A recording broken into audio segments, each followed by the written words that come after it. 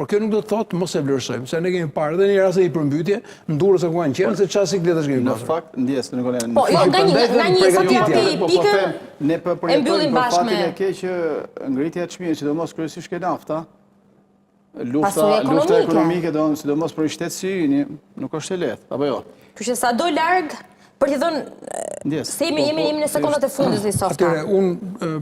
Ma përmbyll se dua t'jap fjalën gjithëve nga një fjali. Atëre, jemi në një situatë që Shqipëria përgatitet për sezonin turistik, është shumë e rëndësishme në këtë kushte krize, kur qetësia, ruajtja dhe informacionet jetë i kujdesshëm, për faktin sepse ai turizmi ushqen familjet shqiptare, por sigurisht mban dhe ekonominë kombëtare, sepse është i vetmi investim në këto momente që ne kemi.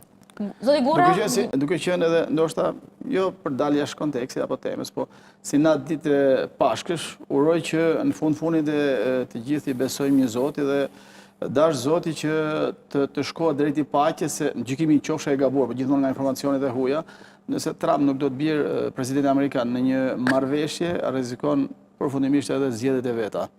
Pra se këtu kemi një përplasje BRICS dhe pjesa perëndimore, pra Shtetet Bashkuara kryesisht dhe bloku perëndimor. E lidhi pak dhe me elektoratin që faktikisht ka patur dhe zëra kundër dhe lëvizje apo tronditje në politikën amerikane. Nga një fjali zoti Loli dhe zoti Prenga për ta mbyllur?